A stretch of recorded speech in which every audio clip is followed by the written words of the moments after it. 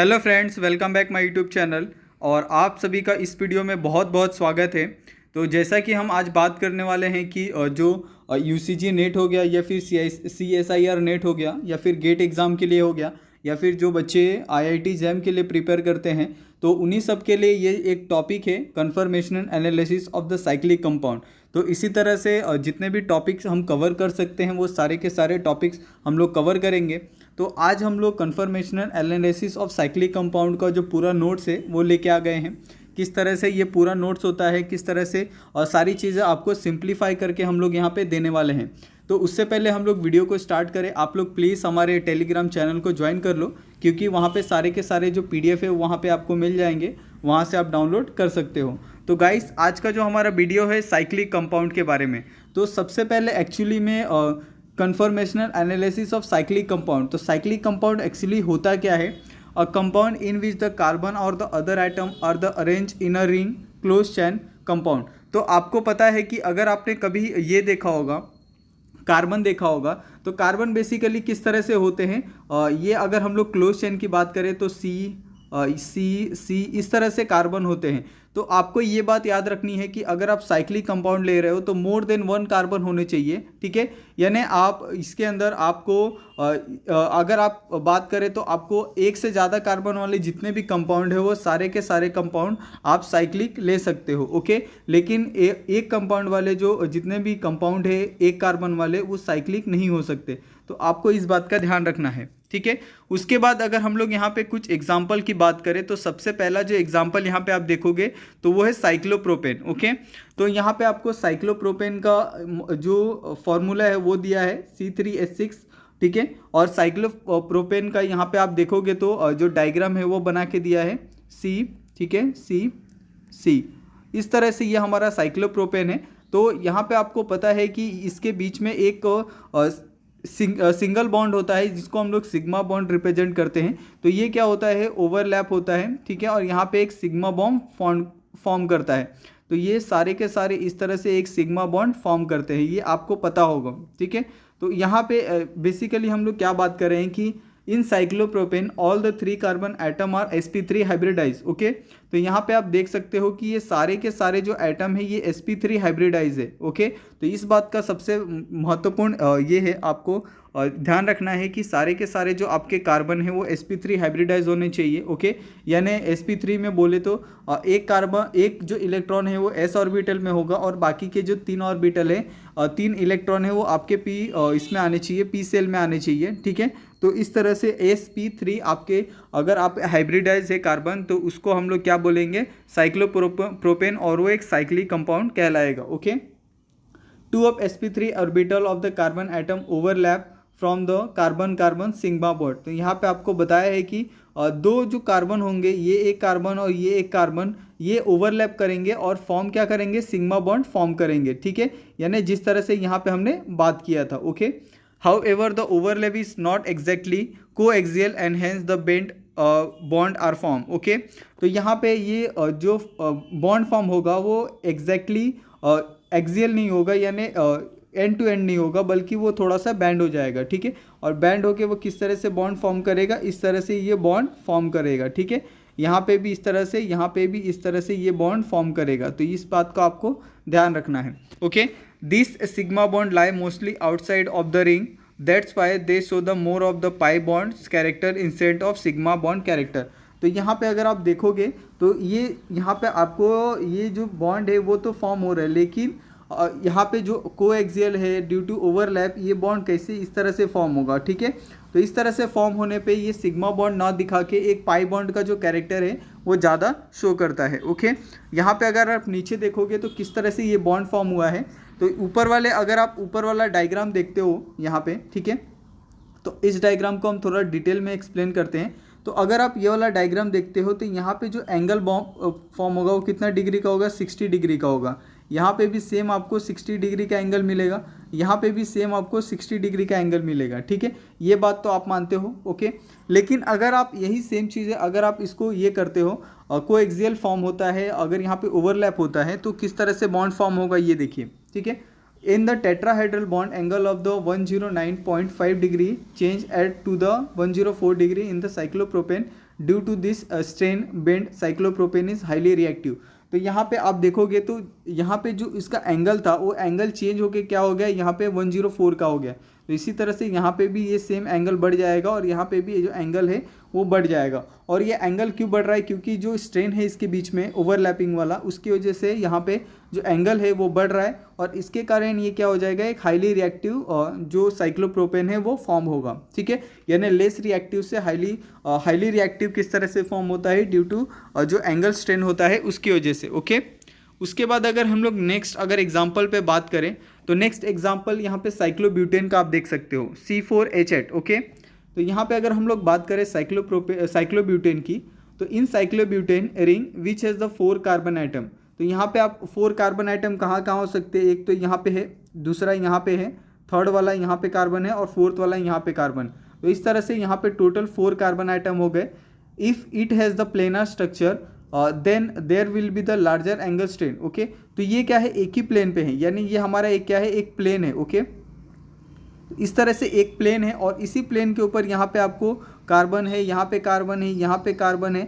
अगर आप 3D समझोगे तो आपको अच्छे से समझेगा, क्योंकि एक सपोज ये हमारा एक दीवार है। ओके, इस दीवार के ऊपर ही ये क्या है, ये इस कंपाउंड को बनाया गया है। ओके, तो ये कंपाउंड इस तरह से है, ये दीवार के ऊपर बना हुआ है, तो ये आपको समझने में आसानी होगी। ठीक है, तो ये आपको समझ गया होगा कि कहाँ पे ये है, कार्बन आइटम है। उसके बाद यहाँ पे आप देखोगे तो it has the planar structure, तो ये एक प्लेनर स्ट्रक्चर है। ठीक है, ये वाला, और यहाँ पे इस प्लेनर स्ट्रक्चर में जो there will be the larger angle strain further the adjacent CH bond will be the eclipse, hence they will be the stronger torsional and the strain again. Okay, steric strain. तो यहाँ पे simple सी बात है कि एक plane में होने के कारण ओके, यहाँ पे जो उनका स्ट्रेन है, उनके बीच का एंगल है वो ज़्यादा होगा और इसके कारण यहाँ पे अगर आप देखोगे तो CH बॉन्ड फॉर्म हो रहा है, ये देखिए यहाँ पे। ठीक है, यहाँ पे अगर आप देखोगे तो यहाँ पे CH बॉन्ड फॉर्म हो रहा है, ये CH। ओके, तो CH बॉन्ड यहाँ पे क्या हो रहा है, फॉर्म हो रहा है और इसी के कारण ये किस तरह से जो बॉन्ड होगा वो एक्लिप्स दिखेगा, hence they will be the strong torsional and the steric strain. Okay, उसके बाद यहाँ पे अगर आप नीचे देखते हो, ठीक है, but the experiment show that the total spin strain in the cyclobutane is less than the calculated value. तो अगर हमारा कैलकुलेटेड वैल्यू का जो स्ट्रेन है उससे क्या बोलते हैं, उससे जो एक्सपेरिमेंटल वैल्यू है, दोनों की जो वैल्यू है वो कम है। ठीक है, this is because the cyclobutane exist in the non planar configuration, it exist in the folded form in which one of the carbon atom is slightly out of the plane. In this conformation, the cyclobutane, the torsional strain is slightly revealed due to the staggering of the CH bond. Okay, तो इससे आपको समझ गया होगा कि अगर हम लोग उसको स्ट्रेच करते हैं, उस पर स्ट्रेन डालते हैं, तो वहाँ से जो एक ये है कार्बन आइटम है, ओके, वो क्या हो जाएगा, आउट ऑफ द प्लेन चले जाएगा और बाकी के जो 3 होंगे वो इनसाइड द प्लेन होंगे। ओके, तो इसके कारण ये क्या होगा कि ये जो कैलकुलेटर और एक्सपेरिमेंटल वैल्यू है स्पिन स्ट्रेन का, वो दोनों में बहुत ज़्यादा चेंजेस दिखाएगा। क्यों, क्योंकि ये यहाँ पे CH बॉन्ड के कारण और यहाँ पे एक कार्बन क्या हो रहा है कि आउट ऑफ द प्लेन चले जा रहा है और 3 कार्बन इन द प्लेन है। ये देखिए आप, ये इनसाइड द प्लेन है, ये भी इनसाइड द प्लेन है और ये इनसाइड द प्लेन है। लेकिन ये वाला जो कार्बन है वो हाइड्रोजन के एक्स्ट्रा स्ट्रेन के कारण ये बाहर चले आया है और इसके कारण क्या होगा कि ये जो पूरा यहाँ पे जो स्ट्रेन होगा वो कैलकुलेटेड और एक्सपेरिमेंट में दोनों में क्या होगा, बहुत ज़्यादा डिफरेंसेस यहाँ पे देखने को मिलेंगे। ओके, उसी तरह से यहाँ पे अगर थर्मोडाइनमिकली अगर कैलकुलेट करते हैं हम लोग, it can be found that the cis isomer is more stable than the trans isomer. Okay, तो यहाँ पे आप सिस आइसोमर देख सकते हैं क्योंकि दोनों जो हाइड्रोजन है वो सेम साइड पे है, इसके लिए ये सिस हो गए। ओके, और यहाँ पे आप ट्रांस देख सकते हैं कि जो हाइड्रोजन है वो अपोजिट साइड पे है, इसके लिए इसको हम लोग ट्रांस आइसोमर बोलते हैं। ओके, तो इतना आपको समझ गया। और ये भी कहा गया है कि जो सिस आइसोमर होता है वो मोर स्टेबल होता है ट्रांस आइसोमर से। तो ऐसा क्यों होता है, क्योंकि यहाँ तो सबसे पहला रीज़न है क्योंकि ये सिस है। ओके, तो यहाँ पे सेम साइड पे सेम ग्रुप है, तो ये सबसे बड़ा रीज़न है। ओके, और यहाँ से आप देखोगे तो यहाँ से जो स्ट्रेन होगा वो स्ट्रेन भी यहाँ पे ज़्यादा नहीं होगा, इसके कारण से ये जो मॉलिक्यूल होगा वो स्टेबल होगा। और यहाँ पे जो स्ट्रेन है वो ज़्यादा होगा, इसके कारण यहाँ पे जो मॉलिक्यूल है वो क्या होगा, ट्रांस होगा एक तो, और दूसरा ये लेस स्टेबल होगा। ओके, उसके बाद अगर हम लोग नेक्स्ट एग्जाम्पल पे जाए तो नेक्स्ट एग्जाम्पल आप देख सकते हैं कि साइक्लोपेंटेन। ओके, तो साइक्लोपेंटेन में हम लोग बात करेंगे C5H10। तो साइक्लोपेंटेन का यहाँ पे आपको जो डायग्राम है वो यहाँ पे आप देख सकते हैं। ओके, ये हेक्सागोन जो डायग्राम है वो यहाँ पे आपको दिख रहा है।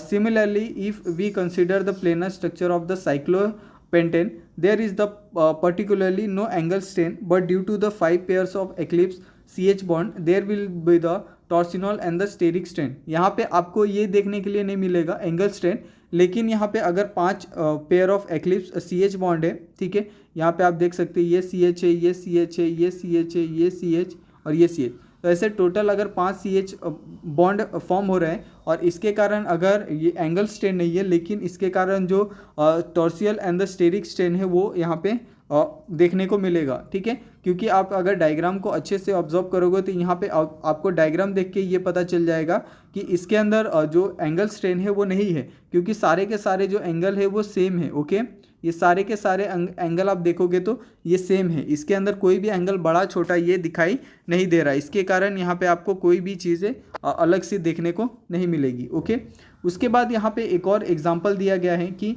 अगर hence it exist in the non planar configuration and there are the 2 non planar form. तो यहाँ पे अगर आपने एनवलप फॉर्म देखा है, ठीक है, ये एक एनवलप का टाइप का फॉर्म है, ठीक है, ये दोनों। तो एनवलप फॉर्म में क्या होता है कि 4 carbon atom are in the same plane. तो यहाँ पे आप अगर आप देखते हो ये कार्बन, ये कार्बन, ये कार्बन और ये कार्बन, ये सेम प्लेन में है, लेकिन ये वाला जो कार्बन है वो क्या है, आउट ऑफ द प्लेन है। और आउट ऑफ द प्लेन कैसे हो जाता है, जो एम्स्ट्रॉन का एनर्जी होता है 0.5, उसकी वजह से ये क्या हो जाता है, आउट ऑफ द प्लेन चले जाता है। और सेकंड में भी आप यही देख सकते हो, ये एक कार्बन, ये एक कार्बन, ये कार्बन, ये कार्बन, यहाँ पे टोटल 4 कार्बन क्या है, इनसाइड द प्लेन है, लेकिन जो एक कार्बन है वो क्या है, आउटसाइड द प्लेन है। ओके, उसके बाद यहाँ पे हाफ चेयर फॉर्म। तो हाफ चेयर फॉर्म में भी आप देख सकते हो कि यहाँ पे जो 3 carbon are atom in the plane. Okay, तो यहाँ पे 3 कार्बन आइटम क्या है, इन द प्लेन है। जैसे यहाँ पे 1, 2 और 3, ये तीनों क्या है, इन द प्लेन है, लेकिन 2 है, ये देखिए, एक आउटसाइड द प्लेन और यहाँ एक अबव द प्लेन है, एक बिलो द प्लेन है। ठीक है, तो इस तरह से यहाँ पे अगर हम लोग 1, 2, ये 2 कार्बन क्या है, आउट ऑफ द प्लेन है, एक अबव आएगा, एक बिलो आएगा। और यहाँ पे अगर ये 3 की बात करें, ये वाले 3, तो ये 3 क्या है, इनसाइड द प्लेन है। ओके, तो इस तरह से यहाँ पे आपको समझ गया होगा कि एक्चुअली में साइक्लिक कंपाउंड होते हैं वो किस तरह से भी हो सकते हैं, लेकिन उसमें क्या फ़र्क होता है, सिर्फ जो अलग अलग स्ट्रेन होते हैं, जो उनका अलग अलग एंगल होता है, उसी के डिफरेंसेस पे जो हमारा कंपाउंड है वो फॉर्म होता है, और उसी के कारण जो अलग अलग चेंजेस होते हैं वो यहाँ पे हमको देखने के लिए मिलते हैं। लेकिन जो साइक्लिक कंपाउंड होता है वो साइक्लिक कंपाउंड आप किसी तरह से भी ले सकते हो। ओके, बस यही एक कंडीशन हो कि वो मोर देन 1 कार्बन आइटम उसके अंदर होने चाहिए। ओके, और वहाँ पे एक सिग्मा बॉन्ड फॉर्म होना चाहिए। ठीक है गाइस, तो आज के लिए बस इतना ही। अगर आपको इसके अंदर कोई भी डाउट होगा या फिर कुछ आपको